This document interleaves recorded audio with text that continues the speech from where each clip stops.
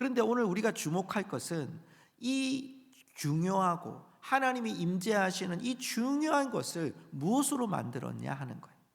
자, 여러분 화면을 보시면요, 여기에 나오는 오늘 말씀 10절에 보면 조각목이라는 표현이 나옵니다.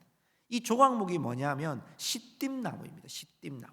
여러분이 보는 왼쪽에 있는 이 나무로 보이는 이 시띠나무는요, 여러분이 보시기에도 보이지만 옆에 여러분 가지도 보여지지만요, 굉장히 앙상합니다. 그리고 여러분, 이 나무는 사람들에게 그늘도 되어주지 않습니다. 그리고 이 나무는요, 그늘뿐만 아니라 열매도 없습니다.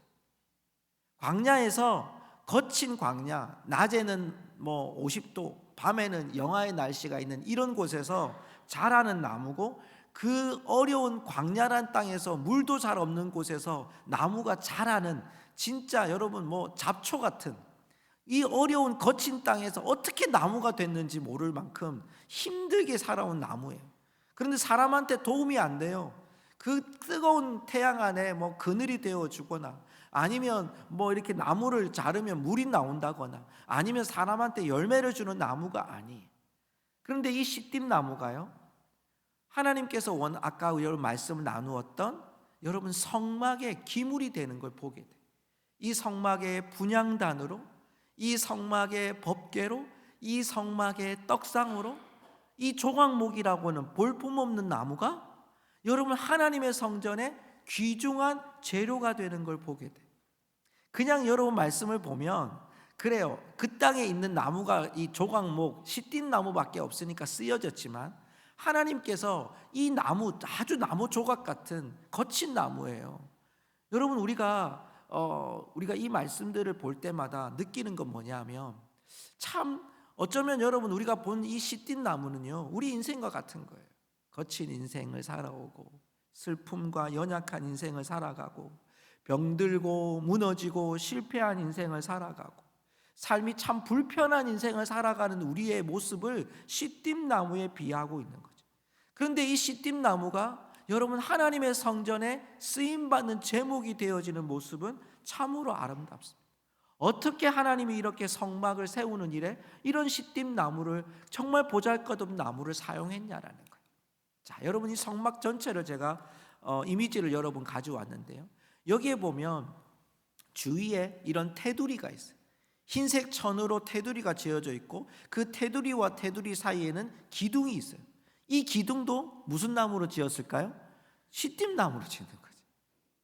여러분 어떻게 저렇게 다, 여러분 볼품없는 나무인데 그 나무가 우리나라처럼 좋은 나무 질이 돼서 편백나무처럼 아니면 소나무처럼 이렇게 쭉 자라서 그걸 자르면 아주 큰 제목이 되는 그런 나무가 아니거든요. 근데 어떻게 저렇게 기둥이 되어질 수 있었을까라는 거예요. 오늘 저는 이것을 두 가지로 말씀을 나누려고 합니다. 우리 친구들도 잘 보고요, 어떻게 하면 우리가 조각목처럼 이렇게 시띠나무처럼 광야에 거친 나무가 하나님 앞에 쓰임받는 나무가 될 수 있었을까? 여러분 오늘 그것을 함께 나누려고 합니다. 자, 오늘 이 법궤를 만드는 중요한 재료가 여러분 시띠나무라고 되어 있는데, 이 시띠나무를 덮는 한 가지 재료가 나옵니다. 자, 11절 같이 읽도록 하겠습니다. 읽습니다. 너는 순금으로 그것을 싸되 금태를 두르고, 12절에는 금고리, 13절에는 금으로 싸고. 자, 우리 함께 대답해 볼까요? 이 시띠나무를 싼 여러분 원재료는 무엇입니까? 금이. 따라합시다. 금. 영어로 해볼까요? 골드. 예. 여러분 금이 요즘에 금값이 엄청나더라고요. 예전엔 여러분 돌잔치 하면 한돈 사주는 게 그래 이게 축하할 일이었어요. 근데 시대가 좀 변하면서 반돈으로 줄어들더니 이제는 여러분 금값이요 거의 30만 원, 40만 원대까지 올라갑니다. 한돈 하는 값이. 여러분 금이 뭘 의미합니까? 우리 가운데 그렇게 선물을 하는 의미는 가장 소중한 가치라는 걸 표현할 때 금을 쓰는 거죠. 여러분 성전에서, 하나님의 성전에 여러분 이 수많은 제목들 중에 시띠나무를 쓴 것은 시띠나무가 유명해서가 아니에요. 시띠나무가 향이 좋아서가 아니에요. 시띠나무가 제목이 괜찮아서가 아니에요. 시띠나무를 싼 금이, 금으로 싼 시띠나무가 하나님께 쓰임받은 줄로 믿습니다. 여러분, 이 금은 뭘 말하는 것일까요? 여러분, 이 금은 여러분 우리의 삶을 덮으신 예수 그리스도의 보혈, 예수 그리스도의 이름, 예수 그리스도의 이름으로 우리가 구원받은, 죄 사함 받은 그 구원의 은혜, 죄 사함의 은혜를 우리로 금을 말씀하시는 거예요. 예수 그리스도의 보혈이 우리에게 금이 되어서 우리의 인생을 덮으시고 거친 표면을 금으로 입히시고, 우리의 삶 속에 여러분 시선이 우리의 삶이요, 우리 모습으로 보면 거칠잖아요. 연약하잖아요. 보잘것없잖아요. 연약함의 투성이잖아요. 실수도 잘하잖아요. 신앙생활 한다고, 믿음 생활 한다고 하지만 여러분, 우리 안에 거친 모습들이 늘 항상 있어요. 감정은 그대로 남아 있어요. 우리의 성격은 그대로 남아 있어요. 그런데도 우리가 하나님 섬긴다고, 하나님 앞에 봉사한다고, 하나님께 예배한다고 나오는데 우리를 무엇으로 보실까요? 여러분, 하나님이 우리를 보실 때 우리의 모습에 거친 모습 그대로 보면 우리는 다 지금 여기에 있을 자들이 아니라 전부 다 지옥에 들어갈 자들이. 그런데 우리를 금으로 싸신 예수 그리스도의 보혈이 우리를 하나님의 자녀로 만들게 하시고, 하나님이 우리를 하나님의 축복된 백성으로 보시는 줄로 믿습니다. 여러분, 옆 사람을 이렇게 한번 쳐다보십시오. 말 한마디 하지 마시고요, 아, 이분은 금이시구나, 금으로 싸신 분이시구나 말하지 마시고요, 고개만 끄덕이시면서 그분의 모습을 보세요. 시작. 자, 고개만 보시면서. 네. 뭐라고요? 금이에요, 금. 네. 여러분, 우리는 우리 모습을 보면 연약하지만 우리를 그리스도의 보혈로 정말 싸매 주신, 그리스도의 옷을 입혀 주신 여러분 금과 같은 하나님의 백성들인 줄로 믿습니다. 여러분, 그러기에 쓰임 받은 거예요. 성막의 재료들은 여러분 유명하지 않아요. 우리처럼 유명하지 않아요. 그런데 하나님이 우리들을 사용하실 때 그리스도의 보혈로 입히셔서 우리를 하나님의 자녀로 삼으시고 우리를 금같이 아름다운 보배로운 존재로 삼아 주신 줄 믿습니다. 여러분, 주 안에서, 또 우리 교회 안에서, 성도들 안에서, 또 우리 이웃 안에서, 또 우리 직장 안에서, 여러분이 섬기는 모든 곳곳에서 여러분이 만나는 사람들을 볼 때마다 우리는 평가하는 거예요. 저 사람의 모습을 보니까 은이야, 동이야, 금이야, 철이야, 저 사람은 정말 쓸모없는 사람이야, 이렇게 여러분 표현하는 것은 그리스도인답지 않은 모습이에요. 여러분, 그 속에서 여러분 그 모습이 어떠하든, 죄인의 모습이든, 나를 해하려던 자들의 모습이든, 또 내게 지금 피해를 주는 사람이라 할지라도 여러분, 그들이 예수 그리스도로 옷 입혀질 때 여러분 하나님의 보배로운 자녀가 될 수 있을 줄 믿습니다. 성도들도 마찬가지예요. 교회 안에서도 여러분 성도들을 볼 때마다, 우리 어르신들을 볼 때마다 뭐가 입혀진 분들이에요? 예수 그리스도의 옷이 입혀진 자들이, 금을 입힌 자들이에요. 반짝반짝한 거예요. 눈이 부시는 거예요. 우리 아이들을 볼 때마다 정말 이 아이들이 그리스도 안에서 옷을 입은 자들, 그리스도의 옷 입힌 금으로 입힌 자들인 것을 기억할 때 하나님이 그들을 거룩해 함으로 하나님 나라에 사용했던 것처럼 우리 모두를 하나님이 이렇게 사용하여 주실 줄로 믿습니다. 어떤 사람은 분향단으로, 어떤 사람은 법궤로, 어떤 사람은 떡상으로, 여러분 우리의 보잘것없는 것들을 하나님이 세우시는 역사를 우리에게 허락하시는 거예요. 자, 여러분 기억하십시다. 우리를 무엇으로 입히셨다고요? 금으로. 금이 뭐라고요? 예수 그리스도의 보혈이라는 거예요. 자, 두 번째, 오늘 우리가 부르심의 두 번째 가정은요, 우리에게 민수기 7장 1절에 이런 구절이 있습니다. 한번 같이 읽어봅시다. 시작. 모세가 장막 세우기를 끝내고 그것에 기름을 발라 거룩히 구별하고 또 그 모든 기구와 제단과 그 모든 기물에 기름을 발라 거룩히 구별한 날에. 자, 뭘 발랐어요? 처음에는 금으로 쌌어요. 그리고 모든 기물에는 뭘 발라요?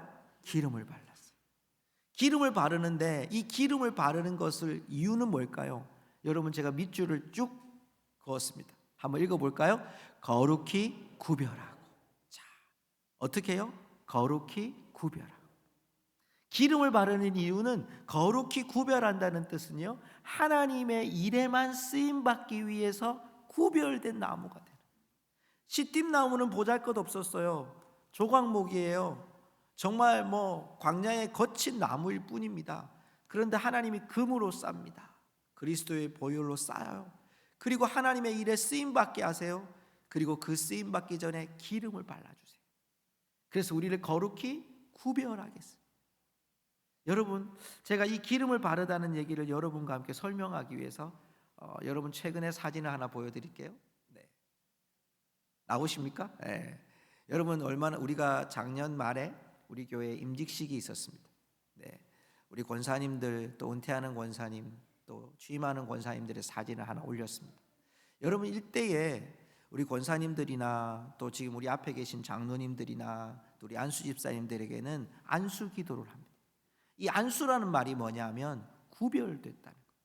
이 구별됐다고 할 때 여러분 오늘 9절에 처음 나왔던 말씀처럼 기름을 바르고 구별합니다. 여러분, 이 이스라엘 백성들에겐 왕에게 여러분 왕이 즉위할 때요, 이스라엘은 기름을 바릅니다. 선지자와 제사장도 그 즉위에 오를 때 기름을 바릅니다. 다윗이 여러분 사무엘에게 왕으로 치용을 받을 때 기름을 받았어요. 무슨 얘기일까요? 이 일은 그냥 그 사람이 직위가 왕이 되고 제사장이 되고 선지자가 되고 목사가 되고 장로님이 되고 권사님이 되고 안수 집사님이 되는 게 아니라, 또 여러분이 서리 집사님이 되고 교회에서 직분을 맡은 것은 우리에게 하나님께서 안수하신 거예요. 기름 부으신 거예요. 구별되었다는 거예요. 하나님이 그 일을 위해서 저와 여러분들을 부르셨다는 것이 바로 기름 부음이라는 거죠. 여러분, 그 기름 부음은요, 성령의 능력이 우리 가운데 여러분 전해지는 거예요. 아이들이요, 그 예전에 아이들이 이렇게 만화 영화에 보면요, 힘, 파워를 이야기할 때 여러분 이런 파워를 얘기하지 않고 여러분 장풍 능력이 이렇게 구별된 자들에게 하나님께서 부어주시는 거죠. 여러분, 그러기에 여러분 오늘 두 가지의 말씀을 기억하세요. 하나는 금이었고 하나는 기름 부음이었어요. 하나님이 우리를 조각목으로 사용하셔서 우리를 여러분 금으로 싸시고, 그리고 우리를 기름 부어 주셔서 우리를 성도들 안에, 또 가정 안에, 또 이웃 안에, 이 세상 안에 우리를 파송하신 거예요. 우리 같이 한번 따라합시다. 우리의 손을 가슴에 얹고 이렇게 고백합시다. 나는 그리스도의 보혈이 입혀졌습니다. 시작. 나는 그리스도의 보혈이 입혀졌습니다. 한 번 더요. 나는 성령의 기름 부음을 받았습니다. 나는 성령의 기름 부음을 받았습니다. 아멘. 오늘 두 가지 단어만 기억하시면 돼요. 하나는 금, 두 번째는 기름. 여러분은 어떤 존재입니까? 예수 그리스도의 보혈로 금 같은 존재. 함께하는 지체들도 어떤 자들? 금 같은 존재. 여러분, 그 금 같은 자들에게 이제 우리가 뭐 해야 되냐면 하나님의 성령의 능력이 힘입어지는 거예요. 그래서 우리가 그들을 볼 때마다 성령의 능력을 힘입어 그들이 구별되었음을 인정하고 선포하고 축복하는 일이에요.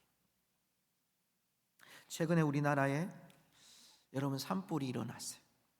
제가 오늘 아침에 뉴스를 보니까요, 이 산불이 아직 끝나지 않았어요. 그런데 지금까지 28명이 사망을 했어요. 37명이 부상을 했고요.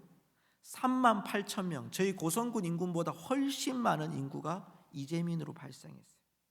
더욱 놀랐던 것은요, 서울 면적의 80%가 불에 탔다는 거예요.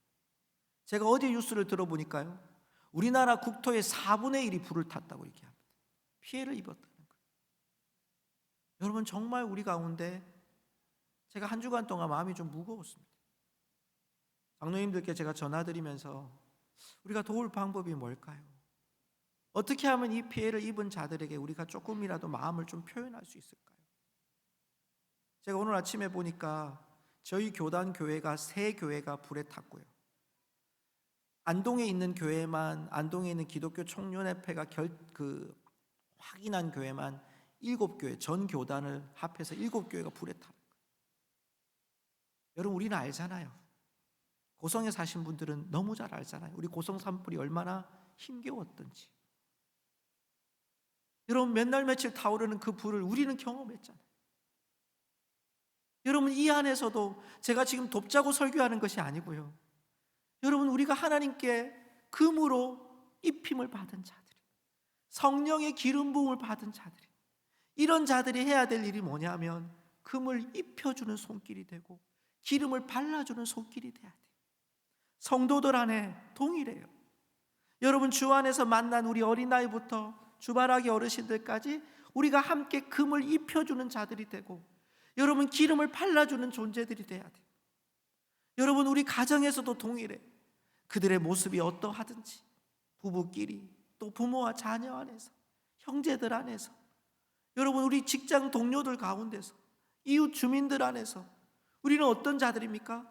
금 같은 존재들이, 하나님이 우리들을 그리스도의 보혈로 금으로 입혀준 자들이, 또한 우리로 말미암아 이제 우리가 성령의 기름 부음을 받아서 성령의 능력을 힘입어서 이제 이 땅 가운데 살아가도록 우리를 구별되이 우리를 불러주신 줄 믿습니다. 성도 여러분, 오늘 우리가 하나님 앞에 기도해야 될 일이 바로 그겁니다. 하나님, 내가 주신 이 은혜를 잊지 않게 하시고, 우리 어린아이부터 모든 성도님들, 나는 금 같은 존재로 주님이 맞아주셨다. 성령의 능력으로 우리를 입혀주셨다. 성령의 기름 부음으로 인도해 주셨다. 하나님, 그러므로 우리가 우리의 삶의 터전에서 이제 이 금 같은 존재로, 성령의 기름 부음 받은 자로 이 기름을 나눠주는 자들, 그 손길이 될 수 있도록 우리가 하나님 앞에 기도하고 하나님께 마음을 드리는 우리 성도님들이 되었으면 정말 좋겠습니다. 우리 수민이 먼저 하면 우리 기도 한번 먼저 하면 좋을 것 같아요. 기도하고 제가 찬양하도록 할게요. 먼저 기도하면서 여러분, 오늘 말씀을 생각하면서 한번 기도합시다. 하나님, 나는 조각목입니다. 그런데 나에게 금으로 입혀주신, 금 같은 그리스도의 보혈로 입혀주신 것을 감사합니다. 하나님, 내게 입혀주신 그 은혜 가운데 이제 성령의 능력을 힘입고 내가 살아갈 수 있도록 도와주시고, 내가 그 손길이